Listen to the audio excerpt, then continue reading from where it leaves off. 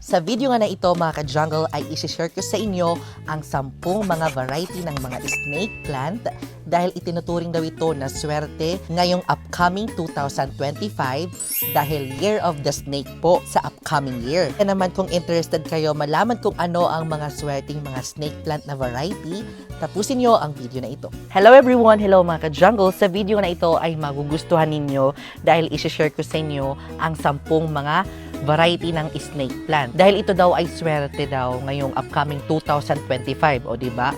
Early tayo na magbi-video ng ganito dahil alam naman natin na para alam na natin kung ano ang mga susunod na swerte na plants ngayong 2025. So, itong mga snake plant ay swerte daw dahil Year of the Snake next year. So, ang snake plant daw ay swerte. Kaya naman, isi-share ko sa inyo ang 10 mga variety ng mga snake plant. Ang top 10 na halaman na snake plant na variety na meron tayo at swerte ngayong 2025 ay ito ang tinatawag na Sansevieria or Dracaena laurentii. So, tinatawag din ito sa common name niya na mother-in-law tongue. Halaman na ito ay napaka-common sa mga snake plant. Meron po siyang yellow sa gilid ng kanyang dahon, tapos green sa kanyang gitna ng dahon. So, it's a dark green, tapos medyo blady shape po yung kanyang dahon ng mga leaves niya. Tapos, ito ay native sa West Africa.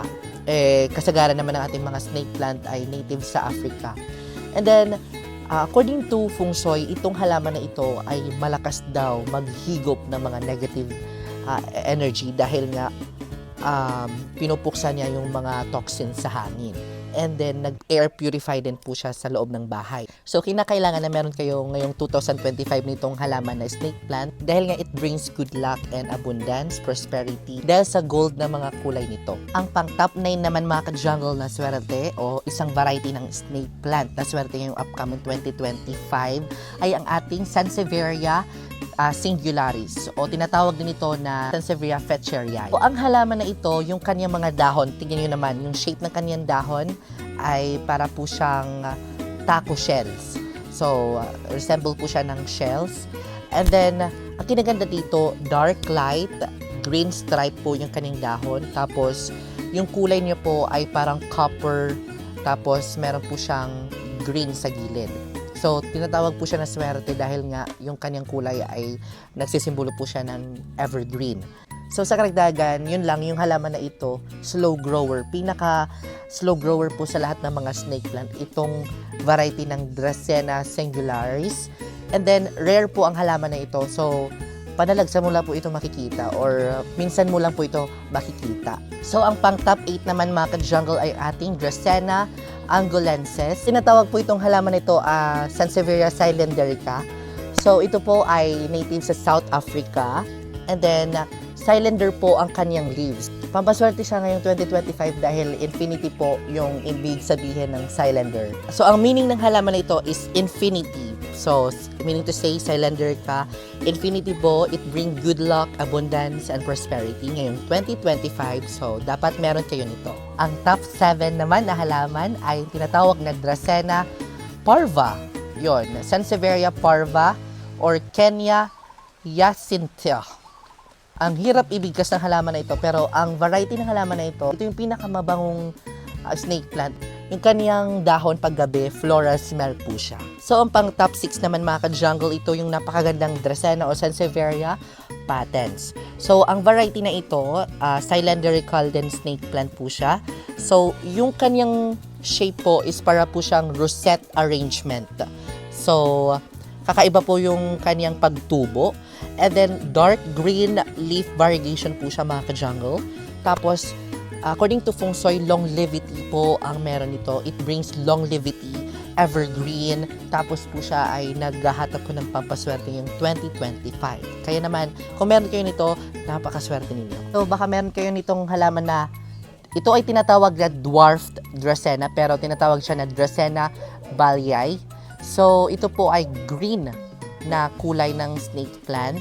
Parang dark green eh. Ewan ko kung anong kulay sa personal kasi hindi ko po siya nakita sa personal. Then meron po siyang yellow gold sa gilid. Napakaganda po ng halaman na ito. Ito na po ay dwarf. Parang sa lahat ng Sansevieria, ito po ay hindi lumalaki. Ang pang top 4 naman na halaman na isang variety ng snake plant na napakaswerte din ay ang tinatawag na Dracaena patera. So tinatawag siya na Kirky Star Sansevieria. Ito po ay pinakamahal sa lahat ng mga Sansevieria variety. We have a green leaf. Meron din po siyang ibang variety na which is green-brown coloring. And then waxy leaves po siya. This is a very beautiful plants ng mga Sansevieria variety. And then, ang kinaganda dito sa halaman na ito ay hindi po siya sensitive sa mga soil. So, ayan, yung ating Kirkii or Star Sansevieria. Top 3 naman tayo mga ka-jungle. Alam niyo ba, itong Sansevieria na ito, tinatawag siya na Blue Sansevieria. So, tinatawag po siya na Dracaena huntingtonii, yung kanyang scientific name. Tapos, yung shape niya po ng leaves is para po siyang boat. Yan, para po siyang barko yung kanyang shape ng kanyang leaves. Ayun, sinasabi nila na ang mga dahon nito kapag nagmamature, nag-blue po siya. So, ang meaning daw nitong halaman na ito, it can foster harmony and knowledge. Dahil nga, yung mga blue na kulay, yan po yung meaning ng pampaswerte sa halaman na ito ngayong upcoming 2025. Kaya naman dapat meron kayo para kumpleto ang ating pampaswerte. Ang pang top 2 naman mga ka-jungle, ito ang tinatawag na Sansevieria coraliculata. Sorry, hindi ko alam kung paano i-pronounce. Correct me if I'm wrong na lang, ha? So, itong halaman na ito, upgrowth po yung kanyang pagtubo. So, pataas. Kasi may mga Sansevieria na pag ganito, ito na pataas. Tapos, so, naayon po ito sa ladder, which is, it can grow your life this upcoming 2025. Kaya naman, swerte itong halaman na ito. So, the last but not the least, itong tinatawag na Dracaena namassioniana. So, ito po yung well-famed. Yan. So, tinap 1 ko po siya kasi ito po yung pinaka-viral ngayon. Tapos, aside sa viral, millionaire plant po ito. So, well-famed snake plant kasi yung shape niya po ay well-famed. Actually, meron ako dito. Ayan, papakita ko na lang. So, ito po. Ito po ang ating napakaswerteng well-famed snake plant ngayong 2025. Dahil Year of the Snake, syempre, snake plant, swerte siya. So, $1 million snake plant, tinatawag din po siya.